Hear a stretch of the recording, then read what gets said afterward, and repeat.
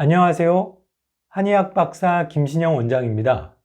오늘은 당뇨병에 따라오는 위장장애, 담적병에 대해서 알아보겠습니다.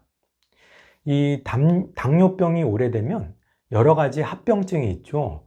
말초신경병증, 그리고 당뇨발이라고 해서 발의 후유증, 그리고 망막의 병증, 당뇨병성 신장병증, 이런 여러 가지 후유증은 다들 잘 알고 계시는데 당뇨병으로 인한 위장장애는 잘 모르시는 경우가 많습니다.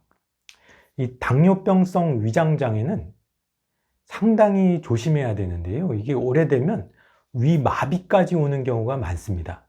왜냐하면 위장에도 근육, 혈관, 신경 이런 여러 조직들이 같이 복합적으로 운동을 해줘야 소화 흡수가 되는데 당뇨병이 오래될수록 말초신경에 가는 혈관도 염증이 생기고 좁아져서 충분히 운동하기에 필요한 영양분이 잘 못 가게 되죠. 그래서 염증으로 인한 신경의 손상, 근육의 기능 저하, 이런 여러 가지 합병증으로 인해서 당뇨병으로 인한 위장병이 잘 오게 됩니다. 그래서 담적병은 위장 내부 점막이 아니라 위장을 움직이는 근육, 신경, 혈관 조직의 손상이라서 당뇨병으로 인해서 담적병이 일반인보다 올 확률이 거의 2배 이상 상당히 높아지게 됩니다. 그리고 문제가 일반 담적병은 치료 효과도 빠르고 금방 회복되는 데 비해서 이 당뇨병으로 인한 담적병은 일종의 당뇨 합병증이라고 볼 수 있습니다.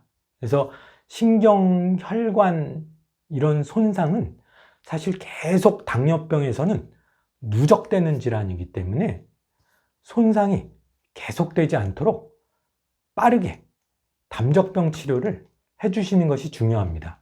그래서 보통 위장 기능 이상이 3년 이상 있게 되면 당뇨병 있는 분들은 위마비, 위 근육이 거의 운동을 못하는 이런 상태가 올 확률이 거의 30%가 넘습니다. 그래서 위마비가 있게 되면 사실 음식을 거의 못 먹기 때문에 혈당 조절에도 어렵게 되고 일반인들이 위마비 증상도 회복이 어렵지만 당뇨가 있는 분들의 위마비는 자연적으로 회복이 거의 불가능합니다. 그래서 위마비까지 이르지 않도록 빠르게 당뇨로 인해서 위장장애가 있을 때는 초기에 회복시키는 것이 중요하겠죠. 그래서 보통 위장병이 있을 때 소화제, 제산제 이런 여러 가지 약들을 쓰는데 사실 이런 약들은 위를 회복시키는 치료는 아니고 일시적으로 소화를 좀 돕는 이런 작용이라고 볼 수 있습니다.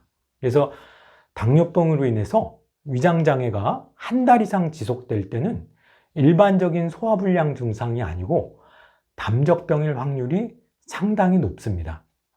그래서 이럴 때는 한 달 이상 지속되는 명치의 답답함, 팽만감, 위산 역류 이런 증상이 있을 때는 가까운 한의원에서 진찰을 받아보시고 담적병 치료를 받아보시는 것이 좋겠습니다.